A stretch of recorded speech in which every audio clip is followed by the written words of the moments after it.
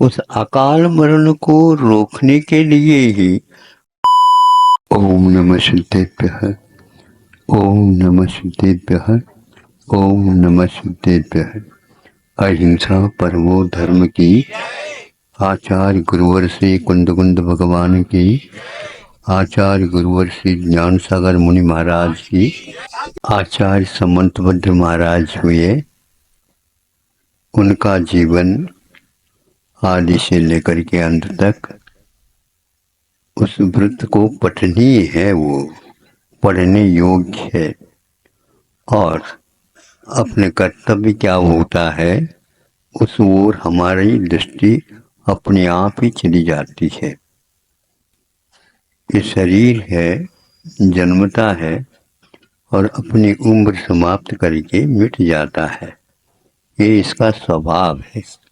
दीपक जलाते हैं, बाती रहती है, उसमें तेल भी डाला जाता है। तेल पूर्ण हो जाता है तो वह दीपक बुझ जाता है, भले ही उसकी बाती रहती है। वो बाती तभी काम करती है जब तेल होता है। इसलिए कि जब बुझ जाना अनिवार्य है तो हम बुझने से पूर्व में अपना कार्य कर लें। तो यह एक समय है तो धर्म ध्यान करने के लिए निमित्त बनता है। आचार्यों ने कहा ये शरीर है, दीपक की भांति है, तो इसमें योग्य पेट्रोल डाल करके इससे हमें अपना काम करना चाहिए। वो धार्मिक आराधना के लिए कहा जा रहा है। किंतु बीच बीच में तूफान आ जाना या और कुछ निमित्त मिल जाना, दीपक बुझ सकता है। बुझता है ना? हाँ, उसी प्रकार जब प्रतिकार नहीं होता, प्रतिकार ही नहीं कर सकते, उस समय क्या करें? जिस किसी को भी स्वीकार कर ले? नहीं। जिस किसी भी प्रकार से जीवन जीने की इच्छा धर्मात्मा कभी भी नहीं करता। वो भोजन देगा, समय पर देगा, शुद्ध देगा। यदि भोजन नहीं मिलता योग्य तो वो कहेगा कि हम नहीं खाएंगे। फिर धर्म ध्यान कैसा होगा? हम शरीर को छोड़ देंगे, लेकिन इस प्रकार हम अभक्ष भक्षण का काम नहीं करेंगे। प्रतिकार करने का अवसर यदि है, कर सकते हैं। प्रतिकार क्या है ये भी आप देख लें। प्रतिकार से क्या उम्र बढ़ेगी? नहीं। प्रतिकार से उम्र तो नहीं बढ़ती, किंतु प्रतिकार से क्यों क्यों करें प्रतिकार? तो कोई आचार्य कहते हैं अकाल में मृत्यु मरण हो सकता है। उस अकाल मरण को रोकने के लिए ही औषधोपचार और औषध दान का प्रावधान किया है। ऐसा तत्वार सूत्र के ऊपर राजवार्तिक नाम की टीका लिखी गई है, उसमें लिखा, सुना आपने? हाँ, अकाल मरण को दूर करने के लिए यह औषध दान का प्रावधान दिया है। औषध दान के द्वारा मृत्यु रुक जाती है ऐसा नहीं, किंतु अकाल मरण तो दीपक में यदि छान करके हम तेल डालेंगे, तेल तो है डाल दो ना, ऐसा नहीं, हम डालेंगे छान कर, है ना? इसी प्रकार हम भोजन करेंगे, लेकिन जो कुछ जिस कुछ भी भोजन को करें ऐसा नहीं, हम शुद्ध भोजन करेंगे। जंक फूड वगैरह जो वो नहीं करेंगे। नहीं सुनते? जंग खाया हुआ, जैसे लोहा स्वर्ण नहीं बन सकता पारस के योग से, उसी प्रकार ये आप लोगों का जंक फूड जो है ना, किसी भी प्रकार से जीवन देने वाला नहीं, जीवन लेने वाला है। इस प्रकार विश्वास रखिए। और औषध भी जिस किसी औषध का नहीं, किंतु शुद्ध औषध ऋषियों ने, संतों ने अपने जीवन में जो अध्ययन किया था इसका, क्योंकि शरीर है तो शरीर के जो है एक प्रकार से रक्षा तो करना है, लेकिन विषयों की रक्षा के लिए नहीं।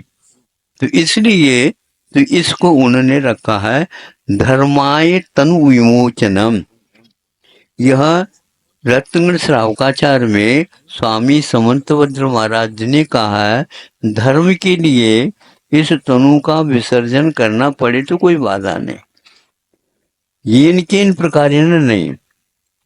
तो अभी वर्तमान में जो कहा जा रहा है इसके लिए कोई औषध नहीं है, ऐसा नहीं। ग्रंथों में लिखा गया है कि औषध दान जो लिखा गया है वो इसीलिए लिखा गया है कि अकाल मरण को वह दूर करता है। अब हमारा कर्तव्य है वर्तमान में जो कोई भी उपचार वह दुर्भिक्ष होना चाहिए, उपसर्ग होना चाहिए, ऐसा रोग हो जाए जिसका कोई प्रतिकार न हो। तो प्रतिकार नहीं है ऐसा नहीं, आया हुआ जो प्रकोप है प्रकृति में उसका कोई भी उपाय नहीं है ऐसा नहीं। आयुर्वेद के भंडार को आप याद करिए। आप लोग जो है वर्तमान में 100-200 वर्ष की जो कोई भी पेशी आई है उसके ऊपर ज़्यादा विश्वास रखते हो, ये गलत है। किंतु आयुर्वेद के ऊपर आप विश्वास करिए। कल ही हमने ये बात सुनी है तो प्रज्ञापराध के बारे में कहा, उसके साथ साथ और भी कुछ बातें। तो उन्होंने कहा कि आयुर्वेद में कहाँ लिखा क्या लिखा है, सब कुछ लिखा है।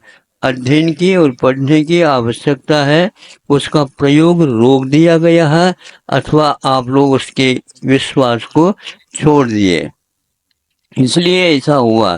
किंतु आज भी घरेलू भी दवाइयाँ होती हैं और वो बाप दादा दादी माँ वगैरह उनका आप लोगों को कब पिलाते कब देते पता नहीं लगता है, और उसके द्वारा ये सारी सारी बातें अपने आप ठीक होती थी। पहले ऐसे ही धाई वगैरह होते थे, वो आज ये स्थिति होती ही नहीं थी। लेकिन आज धावन मान कर रहे हैं, सब लोग भाग रहे हैं, अस्पताल अस्पताल में सब कुछ जन्म हो रहे हैं, तो ये स्थिति आ रही है। इसीलिए आप लोगों की भीरुता अथवा विदेशी पद्धति के ऊपर विश्वास होने का ये परिणाम है। कभी भी इस प्रकार की भागा दौड़ी नहीं होती, और ये सारे सारे प्रतिकार उस समय विज्ञान नहीं था, उस समय में भी इसका प्रतिकार होता था। मंत्र भी थे, यंत्र भी थे। आज यंत्र है, पहले मंत्र चलते थे, आज भी मंत्र है, लेकिन विश्वास की कमी। विघ्नौगा प्रणयम याति शाकिनी भूतपन्नगा विषम निर्विषताम याति स्तु ही माने जिनेश्वरे। जिनेन्द्र भगवान के ऊपर विश्वास रखेंगे अवश्य ही वह फल देने वाला होता है। हाँ, फल की ओर इच्छा न रखिए, विश्वास रखिए। आया हुआ कर्म जा सकता है, जाता है, और नहीं भी जाता है और बहुत कठिन कर्म है तो हमने किया है, इसमें कोई बाधा नहीं है। मृत्यु तो होना है ही, किंतु हम धर्म को कभी भी छोड़ेंगे नहीं। इस प्रकार दृढ़ संकल्प के साथ अपने यहाँ चलता आया है।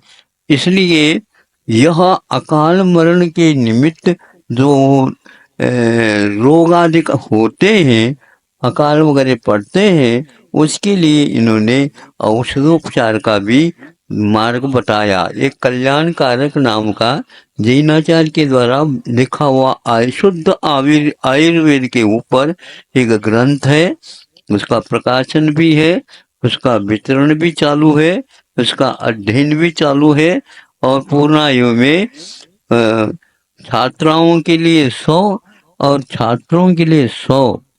इस प्रकार एक साल में 200 का संकल्प है। वो संकल्प कब पूर्ण होता है देखना है, और यह आप लोगों के माध्यम से संपूर्ण होने वाला है, और उसके लिए लगे हुए हैं। समाज के कार्यकर्ता भी लगे हैं और वैद्य लोग भी बहुत अच्छे ढंग से लगे हैं। थोड़े से संकेत से कल जो है सारे के सारे आयुर्वेद के जितने भी औषधालय और जो कोई भी चिकित्सा पद्धति वाले हैं वो सारे सारे कहना प्रारंभ कर रहे हैं, क्योंकि जो है ऐसे निमित्त मिलने से ही वो विज्ञापन की बात आ जाती है, तो विज्ञापन में कभी भी आप लोगों को प्रमाद नहीं करना चाहिए, क्योंकि रोगी को दवाई नहीं मिलने से या दवाई नहीं है ऐसे कहने से एक प्रकार से सदमा आ जाती है, घबराहट आ जाती है, और ये स्वाभाविक है। आप लोगों को ऐसा है, हमेशा हमेशा अभयदान भी दे देना चाहिए और औषध दान दूसरे नंबर में।